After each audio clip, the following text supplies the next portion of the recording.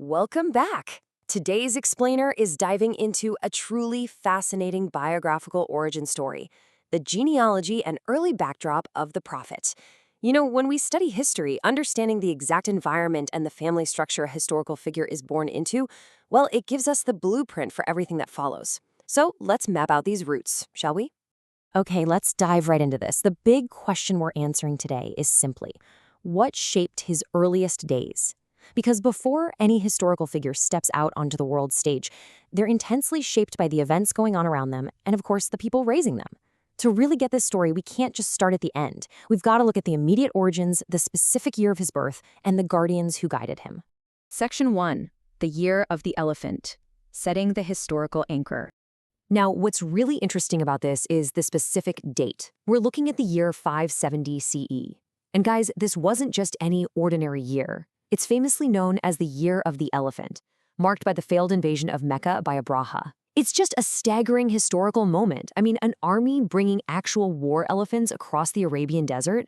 Imagine the charged, highly anxious atmosphere of a city that has just narrowly survived being completely wiped off the map. That is the starting point for our biography.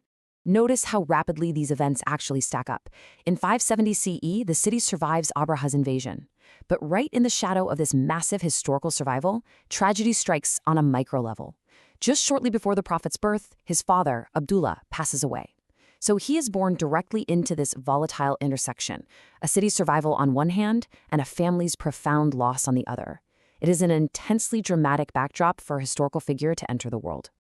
Section 2. The immediate lineage and the parents. First up, his father, Abdullah, who, as we mentioned, passed away shortly before his birth. Now, why does this matter so much? Well, it immediately sets up a deeply vulnerable starting position. This loss required an immense reliance on the extended tribal network. It essentially instilled an early foundational lesson in the absolute necessity of community and shared support. So the crucial point here is his mother, Amina. She belonged specifically to the Banu Zora clan.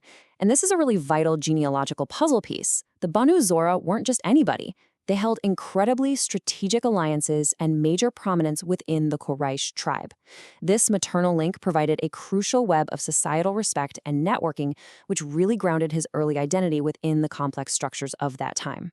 Section 3. The Guardians. Let's move to and see how this builds with the protectors in his youth. Here we see the two absolutely pivotal male figures in his early life. First, Abdul Muttalib, his grandfather, who stepped in right after Amina passed. As the powerful chief of the Quraysh, he modeled profound leadership and civic duty. But the story transitions. When the grandfather passed away, his uncle, Abu Talib, took up the mantle.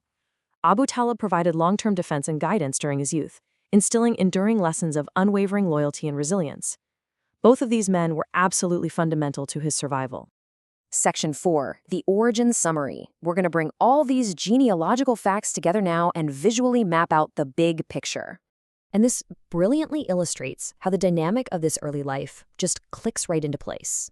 You have Abdullah's early passing, which necessitated a fierce protective network. Then Amina anchored his societal standing through the prestigious Banu Zura clan. After that, Abdul Muttalib wrapped him in the overarching shelter of Quraysh leadership.